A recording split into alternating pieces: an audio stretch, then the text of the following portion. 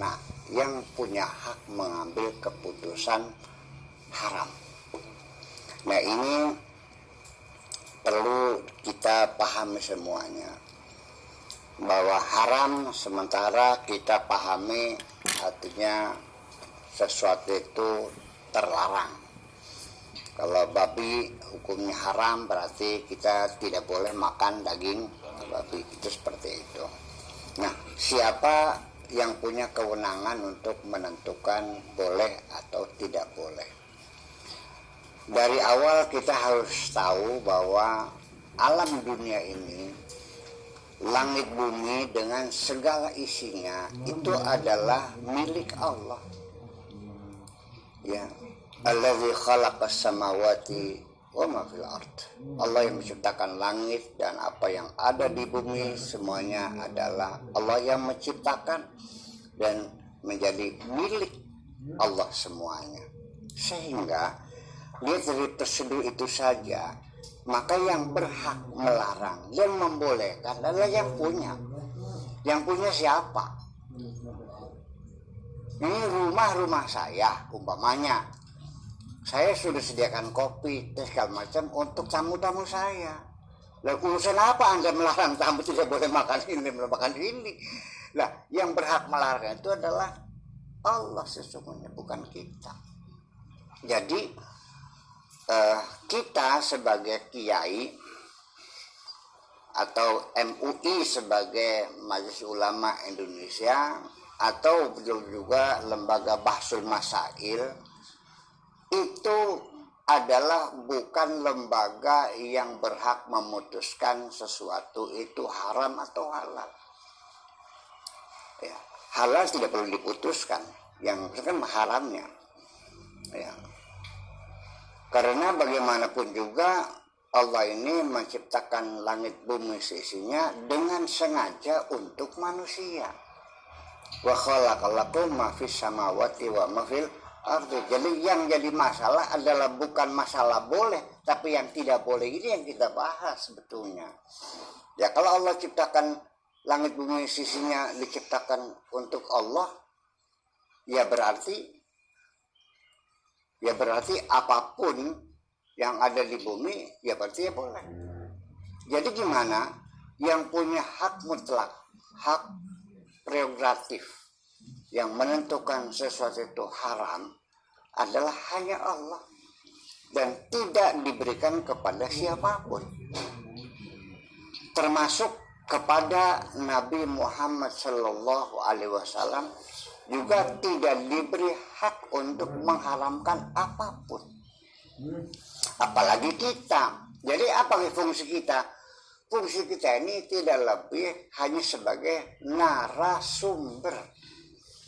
Ketika orang bertanya, Pak Kiai Sakur, bagaimana hukumnya ini begini-begini, ya ntar kita lihat dulu keputusan Allahnya bagaimana. Nah, kalau tidak saya temukan larangan itu, ya saya tidak boleh melarang dong. Ya, jadi yang melarang itu adalah Allah, bukan kita. Nah, itulah makanya apalagi saya sebagai kiai kampungan yang ada di desa Cadang Pinggan.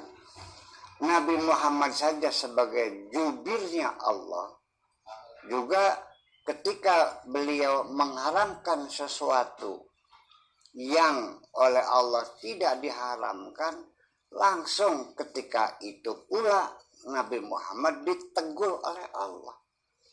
Coba kita lihat di dalam ayat pertama surat At-Taubah.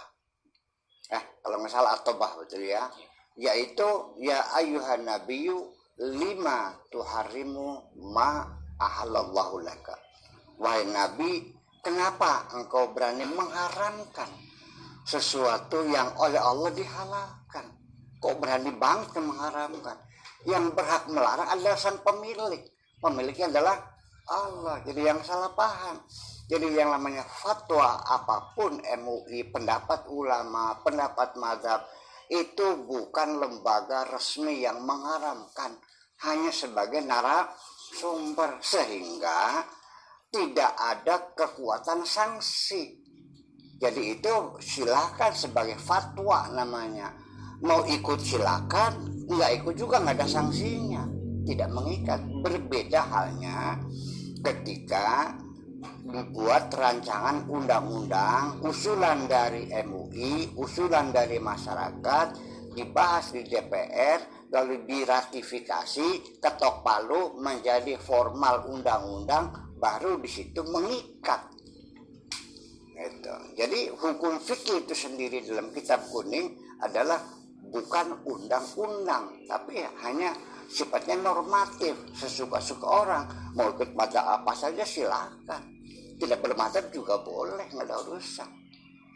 Nah makanya Nabi apa tugasnya?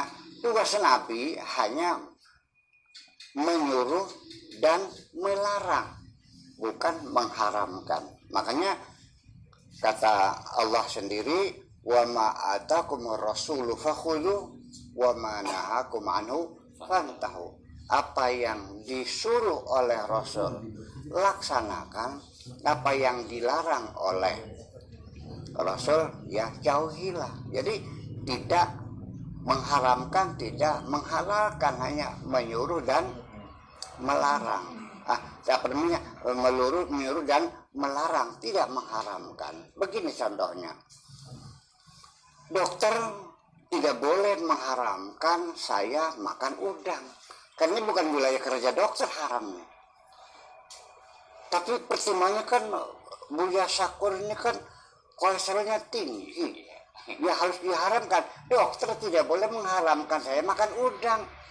Dokter bolehnya hanya melarang, bukan mengharamkan. Pak Kiai jangan makan udang, sontong, sate kambing, apalagi kerang, rajungan, kepiting, jangan makan. Itu dokter melarang saya. Lalu konsekuensinya bagaimana dokter? Kalau saya memaksakan diri makan udang, saya tidak berdosa karena tidak ada hubungannya dengan surga dan neraka. Tapi kalau saya melanggar dokter, paling-palingnya mati. Gitu. Naik. Jadi kalau melanggar larangan itu tidak ada hubungannya dengan persoalan surga dan neraka. Tapi kalau haram dan halal itu berhubungan langsung dengan surga dan neraka. Itu menjadi persoalan. Terima kasih. Itu aja.